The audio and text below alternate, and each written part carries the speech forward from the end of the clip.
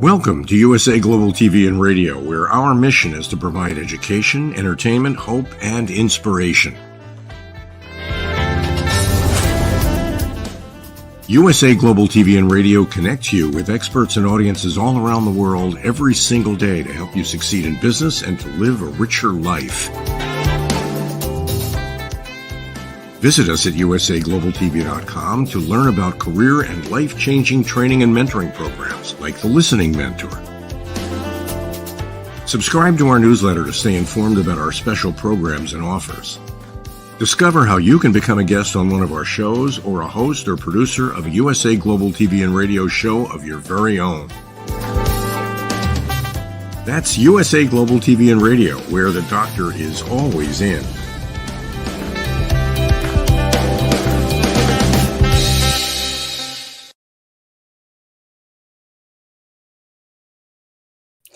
Hello, everyone. It's so nice to have you here wherever you're joining us from in the world. This is USA Global TV and Radio. I'm Dr. Jacalyn Kerbeck, and our show today is Entrepreneur and so much more. The star of our show is Mr. Justin Mirigliani. Let's bring him out and find out what he has been up to. Welcome. Hi, Dr. Jacalyn. How are you? I'm well, thanks. How are you doing? I'm doing okay. All right. Sounds like there could be a little room there for... There could be room for improvement. Moving the needle up the notch a little bit, right? Yeah. We could. That'd be nice. Well, Justin, you're involved in doing so many things. I know you're a wonderful husband and father and son and advocate for the Crohn's Colitis Foundation, and you're an entrepreneur and you have your own charity. I mean, we could go on and on and on. And it's tiring, isn't it, to have to pick yourself up every day and generate that level of energy to really motivate you to do all those things? I find that myself. What are your thoughts? That's certainly an issue, I think, with all entrepreneurs and people who aren't even entrepreneurs, people who are working for a company. How do you stay motivated every day? And you know what? I think more and more the answer is you don't. That's really the short answer to it.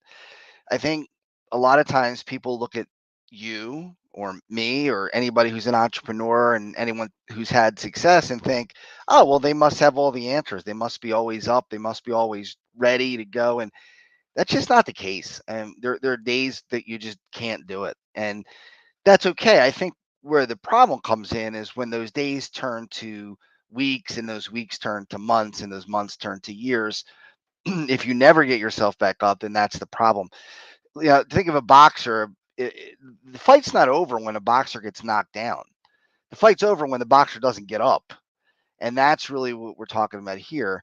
And for me, and I've been pretty open about this, not only here, but also on my social media, I suffer from an anxiety disorder, obsessive compulsive disorder, and also depression, clinical depression. And right now I'm in the middle of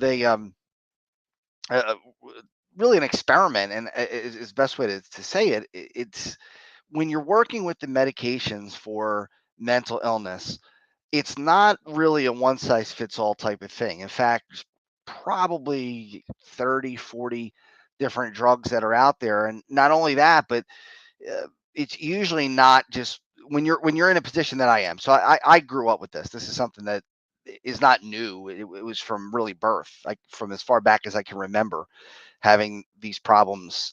So I honestly think I was born this way. But especially in a case where it's long term like mine, it's usually not one medication. It's a cocktail of multiple medications. And that's where I'm struggling right now, is trying to find what the cocktail is for me. Then you have to worry about the side effects. Some of the side effects can be pretty nasty. Weight gain, pre-diabetes, and that type of thing. So trying to fight through all that has been hard for me over the last, I would say, especially since November-ish is when we started kind of playing with the drugs a little bit. So are there days that I'm able to get through it? Yeah, I mean, I'm here, I'm on the show.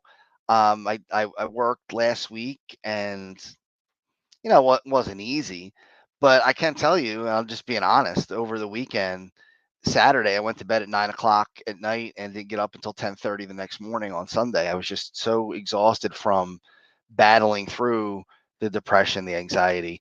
And then I'll share a few other things that have happened over the last couple of weeks that have made it even worse. But that's just the long and the short of it. So if you think that you're the only one who ever feels that way, where you can't dig yourself out of a hole, it's not really true. We all feel that way. I'm not going to let this turn into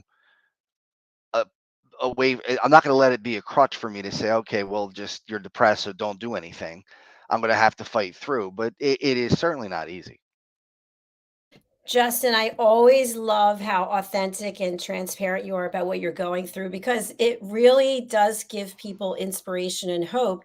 And people see, like when you were backstage, I said, "Well, you have a big smile on your face. Looks like everything is great." So Right. you are still showing up and sharing your journey to help someone else. So thank you very much for doing that. I appreciate that. Thank you. And you know about what happened with my daughter over the couple weeks ago. We had an incident where Tell that story, please. yeah, we were going skiing, and I didn't realize that she wasn't right next to me. She was a first time skier, and again, when you're depressed, you're looking for things to try to get out of the depression. And one thing that I thought of is I like to ski. It's pretty fun. And my 11-year-old Rebecca had never been skiing before, so wouldn't it be great for us to go out to the mountain and just have a day, the two of us, a daddy daughter day, and just get on the slopes? And we were getting to one of the lifts, and for a second, I turned my head to ask the attendant where the little hills were. They call them I'm sorry, not diamonds, green circles.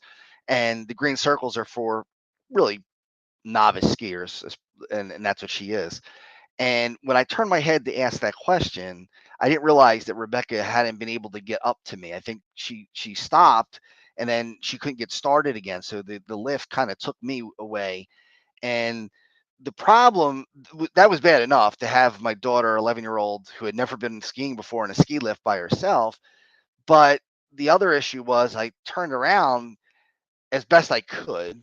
You're in a big coat, you're on a ski lift, you're bogged down. And I'm a pretty big guy. I'm about 245 pounds. So trying to turn around wasn't easy. And I did partially turn around and scream to her, put the safety bar down, because you're obviously in danger of falling if you don't have that safety bar down. And then I'll never forget how chilling it was when she said, "Daddy, I can't reach the safety bar." And oh my goodness, I mean, talk about panic. The next 5 to 7 minutes were me just yelling to her, "Don't move, do not move, hook your arm around the back of that lift and don't move," because I didn't want her to reach for the safety bar, knowing she couldn't reach it anyway, because she'd lean forward to reach for it and possibly fall. So, um, there's a lot of self blame there. You wonder, if had I not talked to the attendant, would I have realized that she wasn't next to me? Should I have? What could I have done differently? The thought of, could I have jumped out as my lift was taking off and bail out? I mean, I probably would have gotten pretty hurt, but uh, it plays on your mind. So, yeah, I mean, that didn't help. Certainly, I was hoping for a day that would take my mind off of anxiety, and instead, it was a day that is still now has me anxious. Just the thought of it, when I think back to what that was like, that feeling. You're up maybe 3 stories, 4 stories, I guess, at the highest. So obviously, if she did fall, you could imagine what would probably have happened, and I can imagine what probably would have happened. So yeah, I mean, you try not to think about these things and dwell on them, but it's awfully hard not to. It's incredible. When I saw the post that you put up there on Facebook, and I got chills thinking about it. And one thing that I think is really something to focus on is that she is safe. Right. She is safe. And who knows what the lesson is, but we can dwell on something that happened and try to figure out, well, what could I have done differently? And I'm all for that for a little amount of time. Right. I always like to focus on what is the solution? What is the solution? So in that case, thank God, thank the universe, thank whomever, whatever, that she's fine and that you're fine. And what can happen in the future so something like this doesn't happen again? And that's what I'm looking to do. I'm not looking for a lawsuit or looking to punish anybody. Because I guess, they could point the finger at me and say, hey, you weren't paying attention. But I didn't. It wasn't that I wasn't paying attention. I was asking the attendant what how I could take care of her on the top of the hill, not knowing that she wasn't next to me. So it wasn't a matter of me just kind of shooting the breeze with the attendant. But yeah, I mean, I don't know. I hope that not only ski slopes here, but maybe around the world would think about how do we put a little kid who's 11 years old on a lift and not know if they can reach the safety bar or not. It seems to me that there's got to be a better I just find skiing terrifying. So I remember, I think on a chairlift, and then when you get to the top, it just drops you off, right? It does, yeah, yeah. Yeah, listen, I give you both credit for doing it because to me, it's just a big red X of fear. So, Yeah, and I love snow. I really do. I love the winter time. So it's nice to be out there. And then the snow guns came on at the end of the night, which was neat to ski under the snow guns. So that was a lot of fun. As much as I could have at the time. But like I said, then a really close dear friend of mine lost his mother, who I knew pretty well last week. So I was at a funeral last week, and then a cousin-in-law was killed last week in an accident. He was electrocuted by power lines while he was working up on top of he was working with fiber optics, and somehow, from what I could tell, the cherry picker hit the power lines and he was electrocuted. So we'll be going to a funeral tomorrow too. So, and how does this relate back to being an entrepreneur? Well, I still have to work tomorrow. I still have to work Wednesday. I still have to work Thursday. So sometimes you don't want to be at work. Sometimes you don't want to think about the business, and that's okay sometimes, but there are times where you just have to say, look, I know I don't feel like doing this right now. I know I don't feel like I can do this right now, but the reality is that you can and you will. and if you think about what happens if you don't do the work, are you enjoying where you are as an entrepreneur and enjoying the revenue that's being spun off and the autonomy, et cetera? Are you willing to let it slide for what is a snapshot of time in life? Right. Right. And that's the way I think about it. Like I said, Saturday, I was unable to do it. I just could not do anything Saturday. I went to bed, like I said, around 9 o'clock and didn't wake up until 10:30 the next morning. So what's that, 13 hours or so of sleep? Obviously, I woke up in the middle of the night a few times, but um, I didn't let that become the same thing on Sunday. I didn't let that become the same thing today. You can have the bad days, but it's amazing to me when I teach classes on things like time management or project management or conflict management or leading productive teams or Excel or PowerPoint or Word or whatever the computer class is. Um, I always stress to my students that having knowledge and applying the knowledge are two distinctly different things. Sometimes I know what to do, but for whatever reason, today I'm not able to do it or I'm not able to do it very well. Like time management, I know what I should be doing, but that doesn't mean that I always follow my own advice. And that doesn't make me a hypocrite. It doesn't make the information invalid. I think, and I probably have said this before because this is one of my go-tos, but if a smoker who knows that smoking isn't good for you, I think any smoker would tell you that I smoke despite the fact that smoking is bad. Well, if a smoker came up to you and said, whatever you do, don't pick up cigarettes, don't smoke, they're terrible for your health, would you then say, well, I'm not listening to you because you're a smoker? Since you're hypocritical, then I'm going to smoke cigarettes. That doesn't make the information bad information. It just means that the person's not following that, not putting it into practice. That's all. I agree. And to that example about smoking, it could also be that that person has not found the strength or their why to stop smoking. Right. But That's the they truth. know that it's not good for them. And they're trying to say, hey, don't do what I'm doing because I know I'm not feeling well from it, or I know one day something might happen. It could be that as well. I think sometimes we see what we consider hypocrisy as a reason not to listen to the advice. I think good advice can come from flawed sources.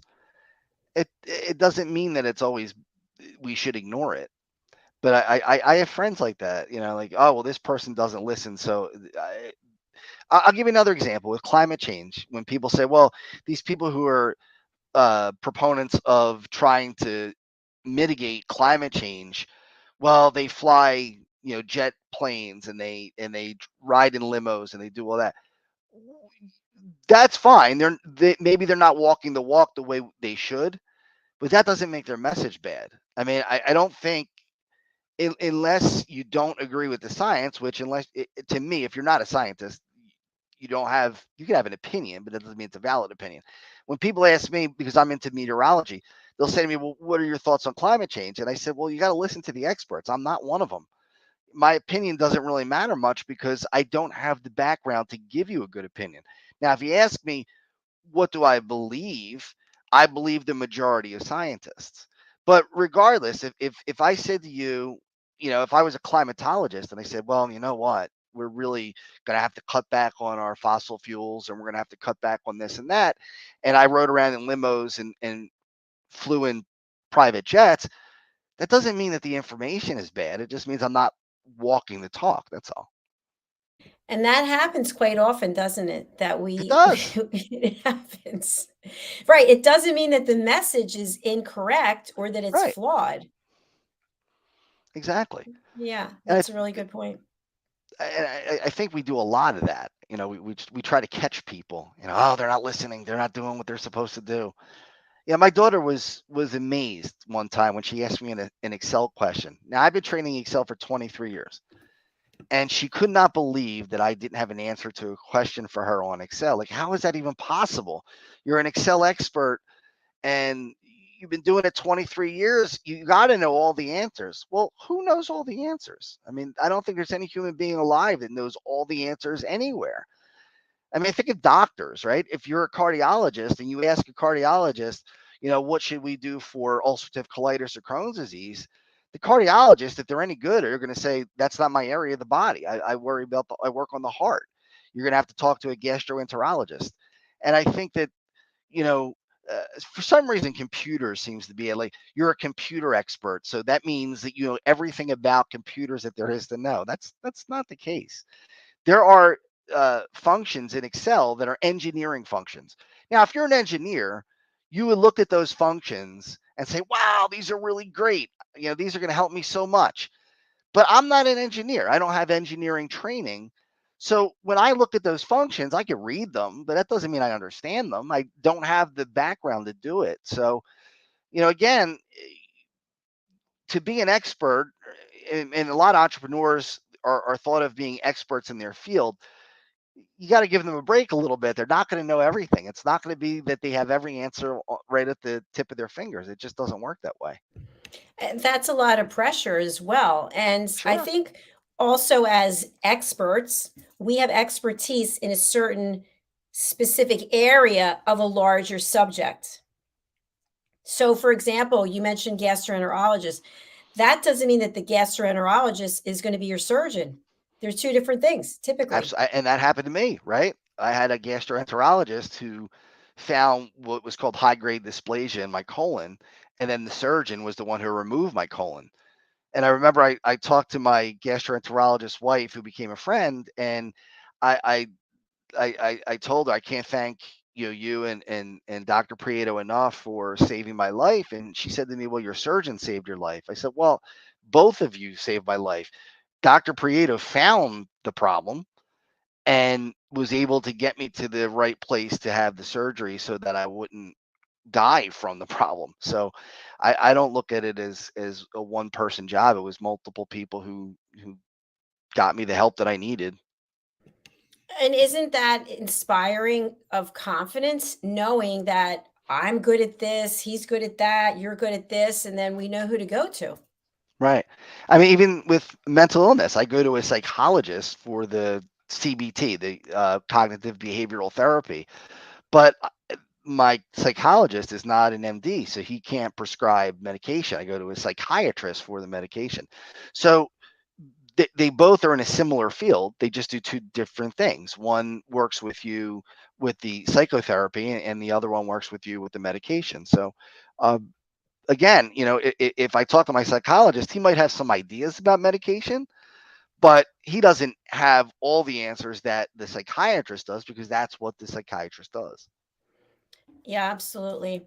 So again, thank you for being so candid and honest with our Sure. audience and with me.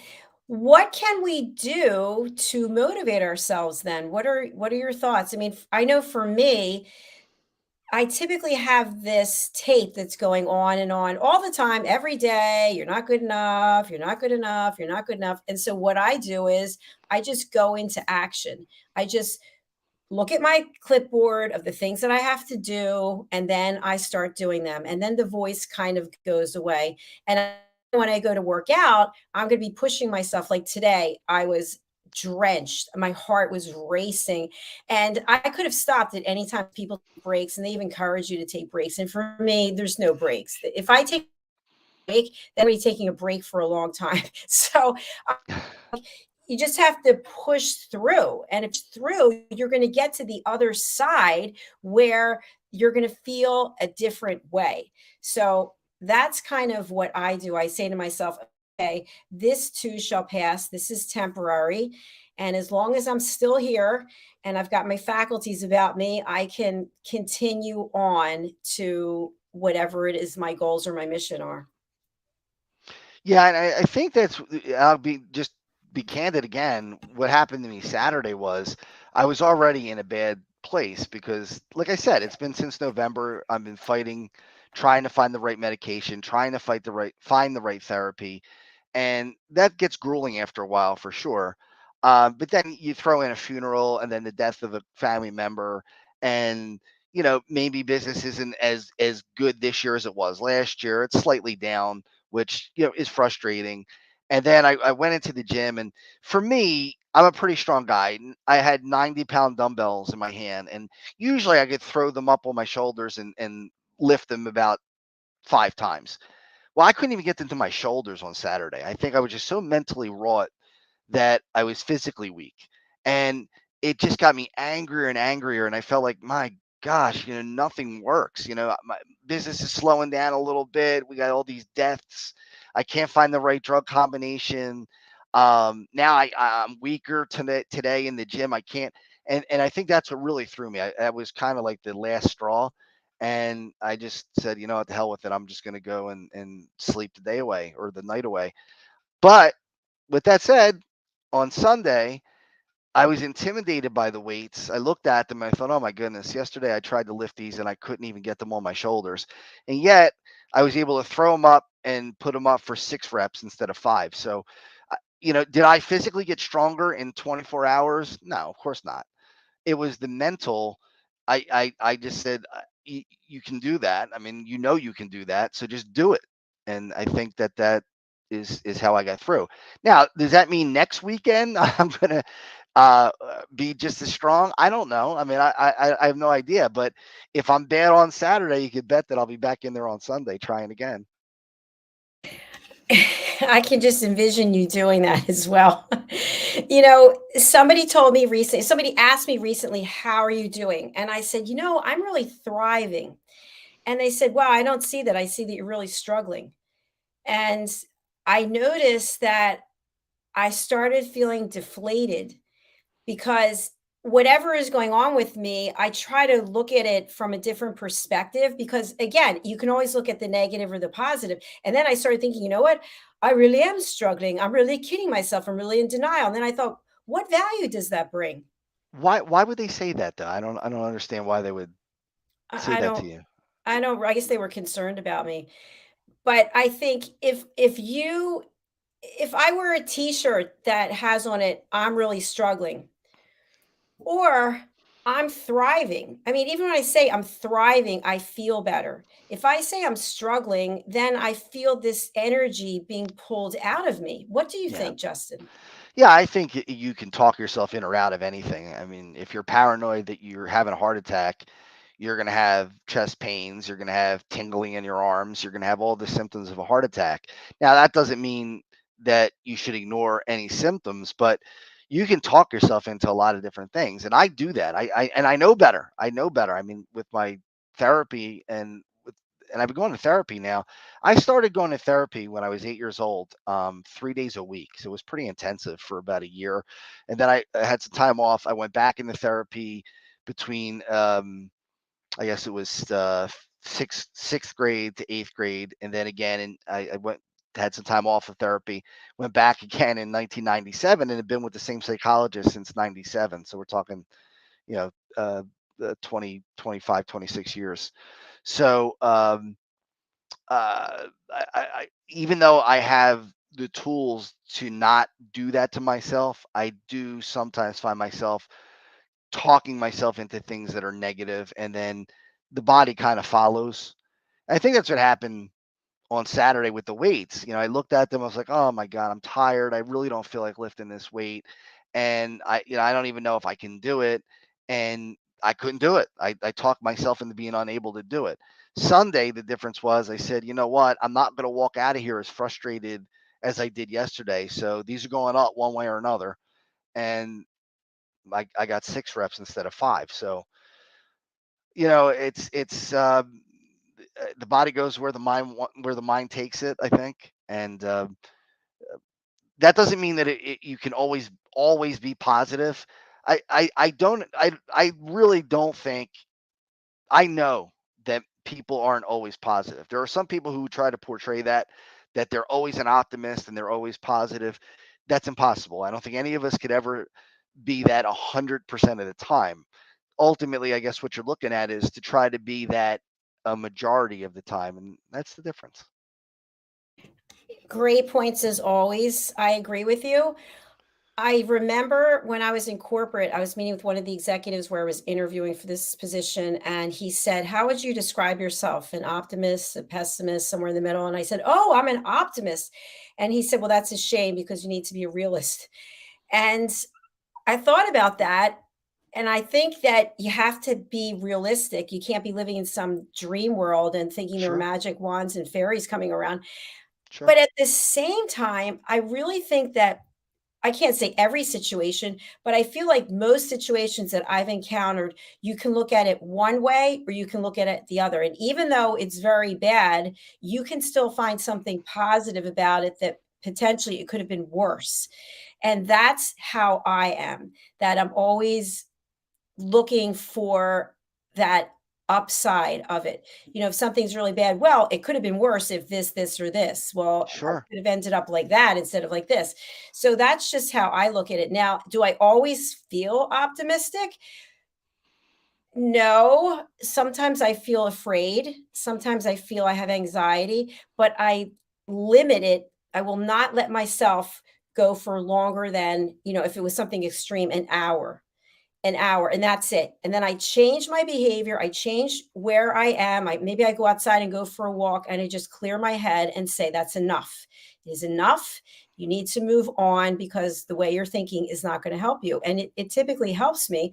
And just to conclude, when I go to do my workouts, I really push myself to the brink. I mean, everything is shaking, but I Right. will walk for 20 minutes or 30 minutes before I go in, mentally psyching myself up to do it, seeing myself do the work, and how do I feel when the class is over?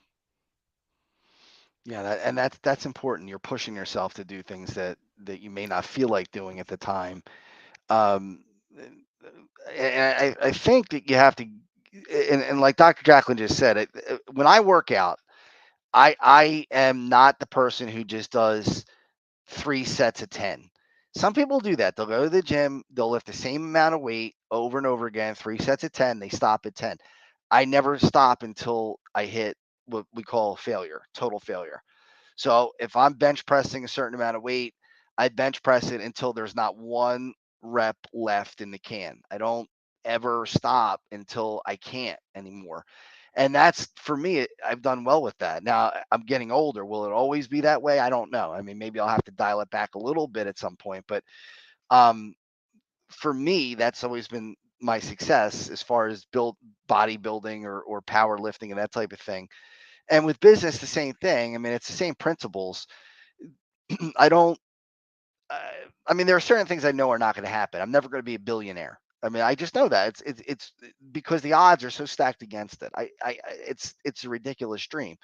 Now, could I one day be a millionaire? I think that's possible. I think that that's something that could be on the table.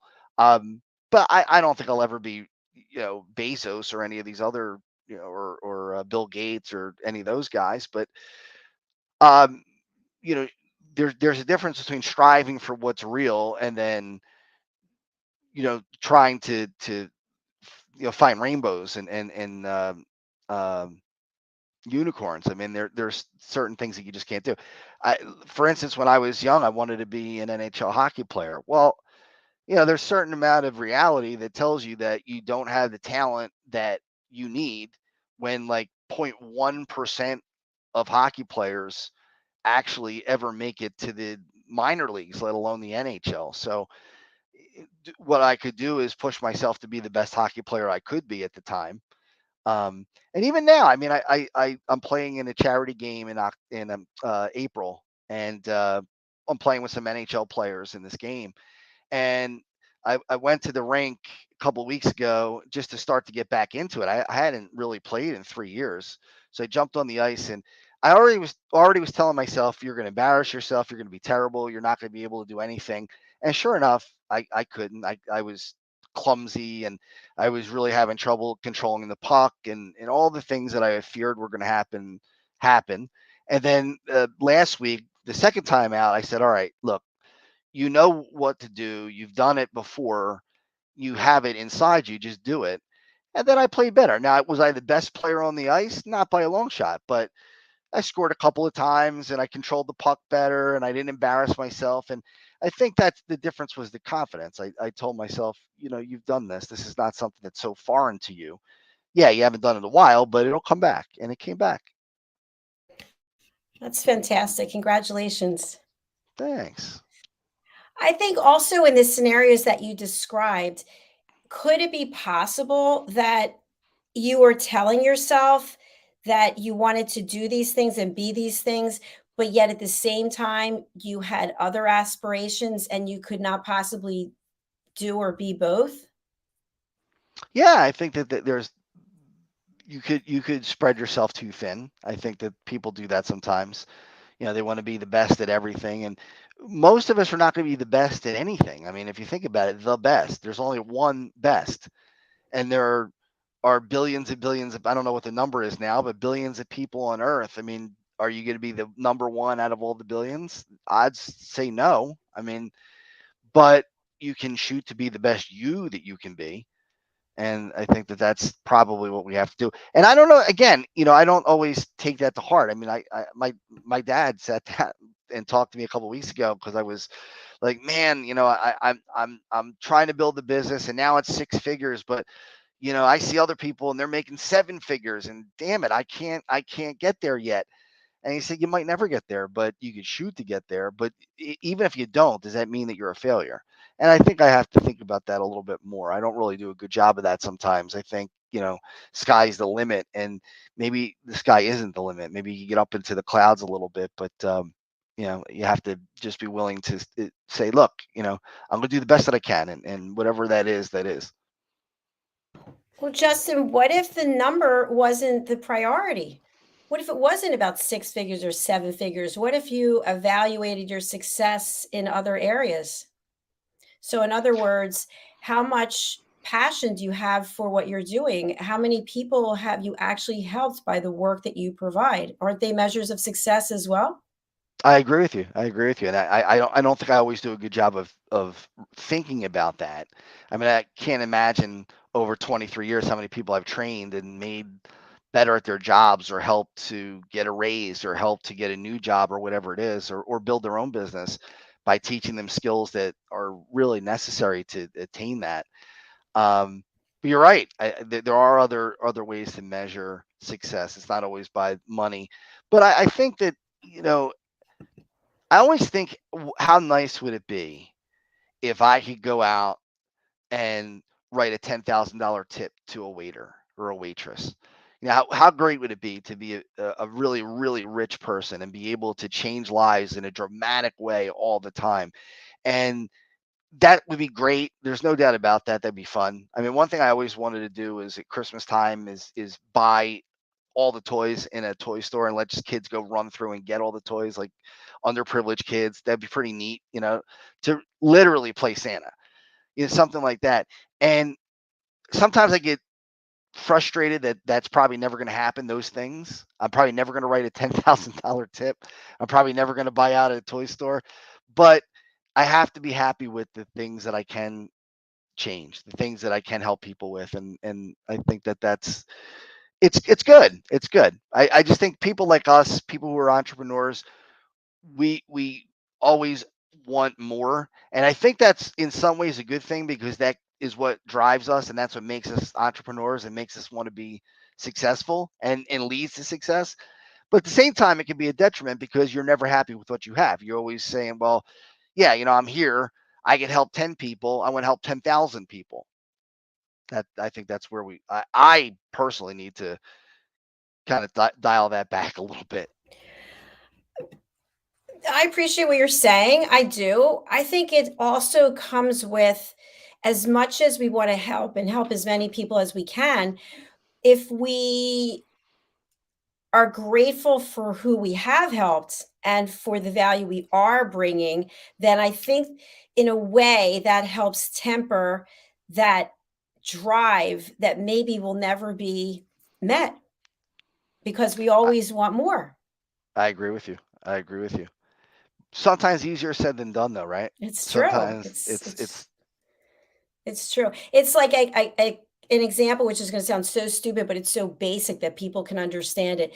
Is I told you that for, I don't know if I said on the air or not, but for 21 days, I'm changing my lifestyle. So when I officially turn 60, I guess I can go the other way and just do whatever I want, which it seems ridiculous.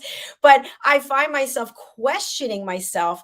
Why am I doing this? I'm not like thrilled that I'm doing it because I know I'm making a sacrifice, but I know that those thoughts are a distraction. And they're always distractions, like little things that happen to kind of question our passion and our commitment to our why.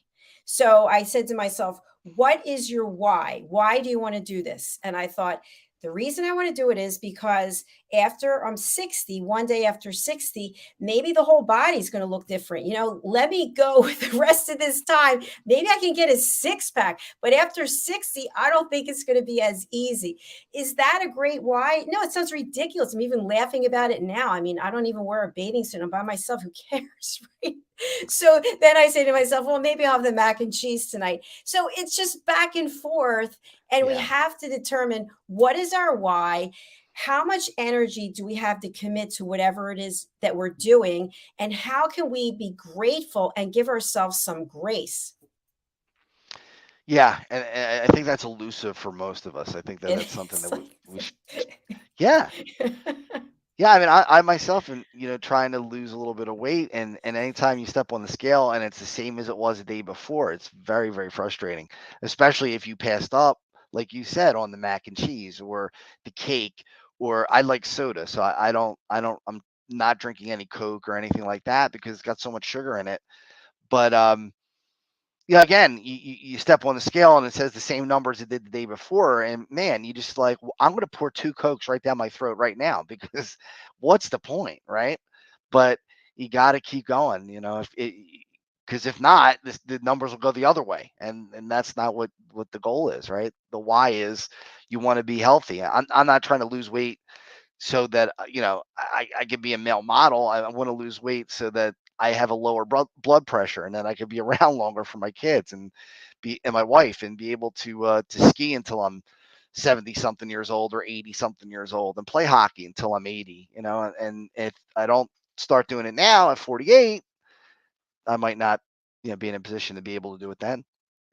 It's such a great point. And some of the team members we have here who are experts or specialists when it comes to health, what they've shared, and it really kind of was an eye opener for me, is that we want to reward ourselves. I want to reward myself with cake, with a glass of wine, with Sure. whatever it might be, but it's not good for us. So then I get into a pattern of, I'm not happy with that.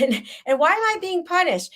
But the punishment would be living however many years and being in a position where somebody has to take care of you and you're sitting staring at a television in another world. So we can do the things we need to do today to help slow that down or possibly offset it.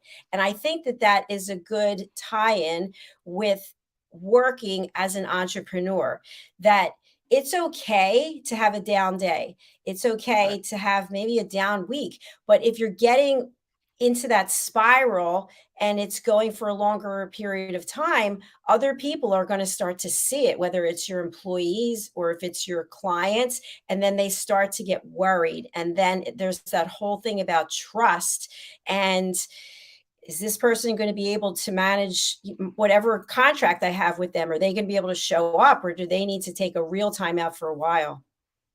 Sure. Yeah, and that's always a concern with being as open as I am about mental illness. When people say to me, "What do you have to be depressed about?" You have a wife, you have two kids, and you have the house and the white picket fence, the whole thing. Well, I mean, do you ever say to somebody, "What do you have to be diabetes about, or what do you have to be cancer about, or what do you have to be colitis about?" It's a disease, and I can't. It's not just a matter of changing your mindset. That's part of it. That's part of the CBT, but there is a component of it being a disease, and you have to accept the fact that you might not be able to overcome it just by trying to push it out of your mind. So for me, I incorporate it into my day. So when I'm training, I don't have time to be depressed. I don't have time to think about it. I'm training people, so I'm much less likely to be dwelling on anything that's depressing. It's at night, or when there's downtime, or when there's something on my plate that's so difficult that I think, oh my goodness, I don't have the energy to do this. That's when the effort comes in, where you really have to push. I think also that the drive and the push is necessary, but it's also important to take that breath and take that time. Yeah, yeah, and I think I did that Saturday when I slept for 13 hours. I think that was Good my for time you. That's to. great. Yeah, why Yeah, not? yeah. And sometimes it feels like if you're asleep, you're not thinking. So that's part of this cycle depression. The problem is some people with depression will get into that cycle and then do that every day. And that's where the danger comes in, because then, like you said, you could lose the business. You could get into a hole that becomes so deep that you need a ladder to get out of it. So Right. there's time to accept it, and to uh, try to get some relief by sleeping or doing something else, and then there's time to say, you know what, the hell with it, I'm just going to push through. Exactly. Exactly. Once again, just complete authenticity and transparency from you. Thank you. As you know, we have Thank you. another show to go to. We've got Yeah, your I'm looking banner forward to up. that one. Yeah, I am too. How can people reach you, and what are the services and value that you can provide to our audience, Justin? Yeah, if you're looking for any kind of corporate training, I do training for companies. I do one-on-one training with people. I do a lot of the Microsoft applications like Word, Excel, PowerPoint, Access, Visio, Project, Teams, all these different apps. More on my website.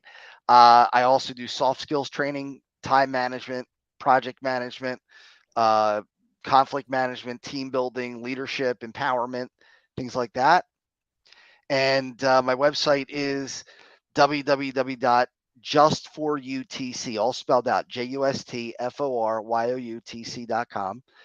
And my phone number is 610-324-5545. You can reach out to me that way, and schedule a class with me if you'd like. And I also have a charity for folks with Crohn's disease, ulcerative colitis, and those with an ostomy, and that's Checkmates Charity. www.checkmatescharity.com. And my email there is justin@checkmates.charity.com. So I'm hoping in 2024 to do our NHL alumni game again. So I'm looking forward to that. And we're looking forward to supporting you with that. Definitely. Thank you. You're welcome. Justin and I are going to be coming right back. Our next show is Take Steps and Kick IBD. Woo! Yes. I'm pretty excited about that. So Me we'll too. be back. We have a very special guest. So please stay with us and join us in just a few minutes. Bye for now. Bye. Bye.